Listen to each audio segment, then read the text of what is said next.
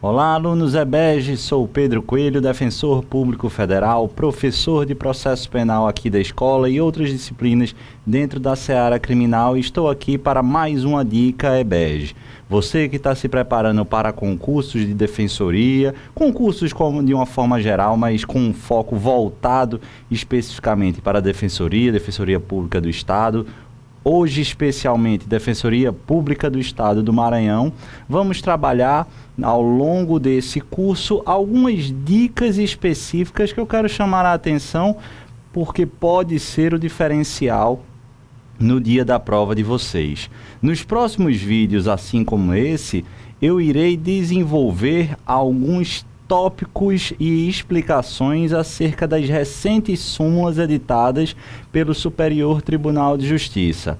Matérias versando nessas súmulas recentes sobre processo penal, direito penal e execução penal, pontos muitas vezes que vieram a solidificar um pensamento já consagrado no STJ, às vezes dissonante em relação à doutrina majoritária e, preste atenção, às vezes dissonantes em relação ao posicionamento do Supremo Tribunal Federal. A ideia é chamar a atenção a essas novas súmulas, a esses novos pontos e destrinchar o entendimento consagrado no verbete editado pelo Superior Tribunal de Justiça.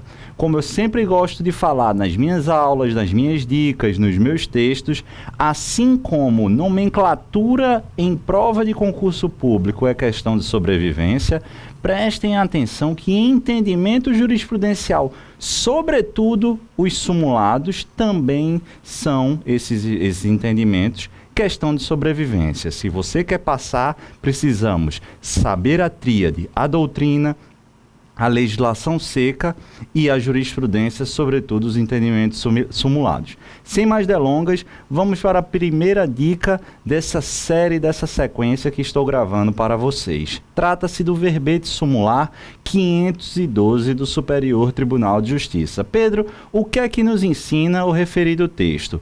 Leia comigo na tela. A aplicação da causa de diminuição de pena prevista no artigo 33, parágrafo 4º da Lei 11.343 de 2006 não afasta a hediondez do tráfico de drogas. Percebam, meus caros, antes da gente adentrar realmente no conteúdo da súmula, você que está se preparando na matéria do direito penal, legislação especial, inclusive a parte procedimental, a parte processual penal, no aspecto específico, chamo muito a sua atenção em relação à Lei 11.343, porque, sobretudo nos últimos 3, 4 anos, quando se criou uma robusta jurisprudência, diversas questões versadas na Lei 11.343, a Lei de Drogas, a, entre aspas, nova Lei de Drogas, ela vem sendo muito cobrada. A lei de drogas despenca em concurso público, seja na seara estadual ou também na seara federal. Bacana, Pedro. Vocês sabem que, apesar de não ser efetivamente, não está colocada no rol dos crimes hediondos, a Lei 11.343, que tipifica no seu artigo 33 o tráfico de drogas, o próprio tráfico de drogas é considerado uma conduta equiparada ao hediondo, ao crime hediondo. Assim, por determinação constitucional, determinação infralegal, não há a menor dúvida que todos aqueles aspectos que a gente estuda na parte de direito penal e na parte de direito processual penal, específicos dos crimes hediondos, indubitavelmente devem ser aplicados também na questão do tráfico de drogas. Bacana, artigo 33, caput, conceitua, tipifica o que é um tráfico de drogas, que deve ter a sua conduta equiparada a hediondo, ou seja, o artigo 33, a conduta de tráfico de drogas, tem íncita na sua essência o caráter de hediondo, ou melhor dizendo, a hediondez do delito. Bacana isso, muito tranquilo. Pedro, mas o que isso tem a ver com a danada da súmula 512 do STJ? Vamos por partes, meus caros.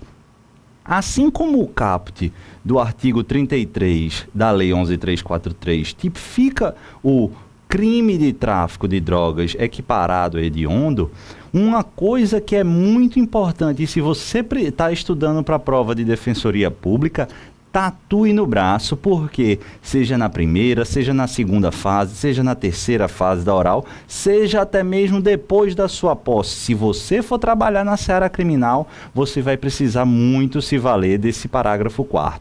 Por quê? Porque o parágrafo 4º desenha dentro da estrutura da Lei 11.343 uma verdadeira causa especial de diminuição de pena.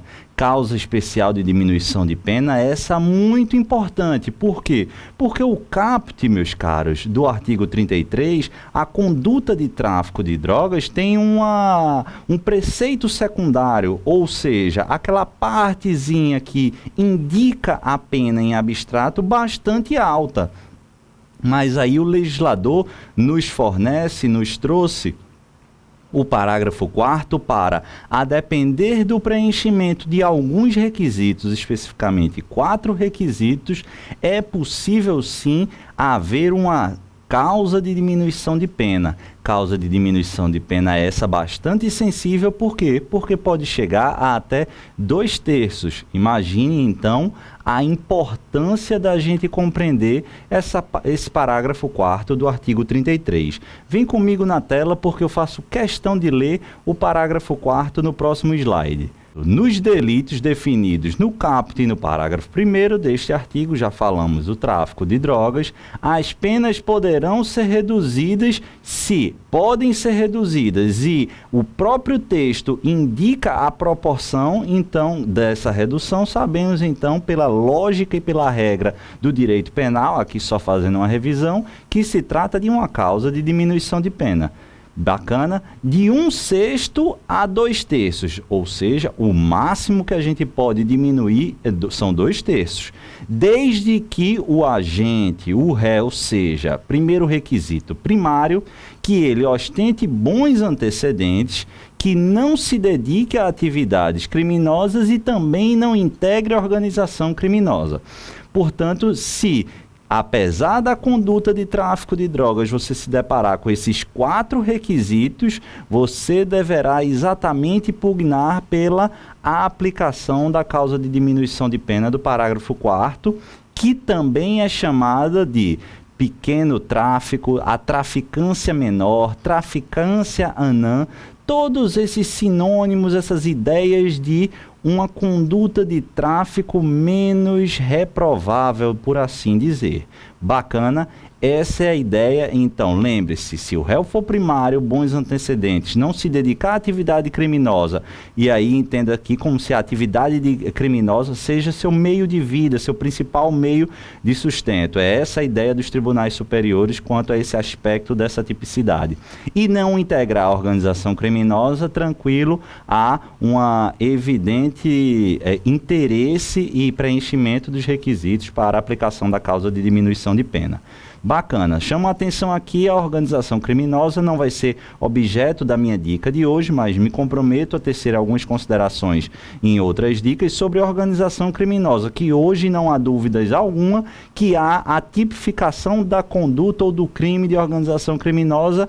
Muito importante a leitura por vocês, tatuem no braço, que despenca em concurso público desde 2013, na época de sua edição, 2014, 2015 e sobretudo 2016, há uma tendência de ser cobrada a literalidade da Lei 12.850 de 2013. Bacana.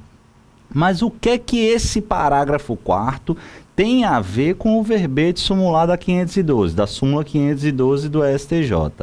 Minha pergunta, meus caros, e naturalmente uma pergunta retórica, porque irei trazer a resposta a vocês, é beleza, Pedro, temos uma causa de diminuição de pena que diminui potencialmente de maneira sensível o quantum geral da pena do tráfico de drogas. Por isso é uma traficância menor, traficância anã, o pequeno traficante, uma traficância um tráfico sem o peso, digamos assim, do tráfico.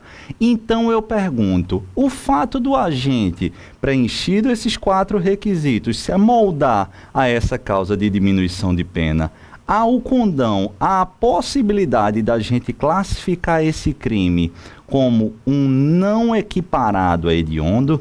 Percebam aqui para eu desenhar a minha indagação e a indagação que se era feita ao STJ e ao STF. Veja, o artigo 33, tráfico de drogas, crime equiparado a hediondo. Mas com o preenchimento do parágrafo 4º, dos requisitos do parágrafo 4º, é possível a gente dizer que nesses casos o agente não seria autor de um crime equiparado a hediondo e, portanto, não se submeteria a todas aquelas restrições típicas dos crimes hediondos? Essa era a pergunta. Percebam, meus caros, que a tese é muito sedutora e bastante frequente no dia a dia da defensor público nos concursos de defensoria, teses da defensoria. Infelizmente, essa tese, tenho que me antecipar, não foi abraçada, não foi acolhida pelo STF, pelo STJ, culminando com a edição da súmula 512. Por quê? Os defensores, ou essa tese, essa linha de raciocínio indicava que, diante do severo, do sensível grau de redução potencial do parágrafo 4º, nitidamente o legislador colocou a pequena traficância, esse do artigo 33, parágrafo 4º, com um menor grau de reprovabilidade em relação ao caput do artigo 33. Mas o STJ, meus caros, acompanhado, já vou de antemão adiantar, pelo Supremo Tribunal Federal, disse que nada disso, em hipótese alguma, essa tese da defensoria poderia prevalecer. Há uma porque, em momento algum, o legislador quis tratar o parágrafo 4º dissociado do artigo 33. É dizer, trata-se, pois, do mesmo crime. Não perde a essência de tráfico de drogas. O parágrafo 4º não tipificou uma nova conduta, diz o STJ. Disse o STJ. Na verdade, por outros fatores, especificamente a ideia de política criminal, é que houve essa benesse legislativa, favor legislativo, mas não se dissociam os crimes do caput e do parágrafo 4º. Trata-se, pois, do mesmo crime de tráfico de drogas, razão pela qual não faria sentido, diz o STJ, conferir tratamento diverso. A hediondez é íncita ao crime de tráfico de drogas. Se o parágrafo 4º traduz o mesmo crime de tráfico de drogas, o tratamento deve ser exatamente o mesmo. Portanto, para a gente dar um freio de arrumação, a causa de diminuição de pena do parágrafo 4º do artigo 33 da Lei 11.343 de 2006 não afasta, não retira a hediondez daquela conduta, sequer se aplicado no parâmetro máximo de 2/3. Ainda assim será tida como uma conduta equiparada a hediondo, tem a mácula, digamos assim, da hediondez. Portanto, algumas palavras-chave para facilitar a compreensão de vocês. Nesse caso, o parágrafo 4º, no item A, ele traduz o mesmo crime do caput, qual seja tráfico de drogas, razão pela qual se trata de um crime equiparado a hediondo e que não perde a sua hediondez.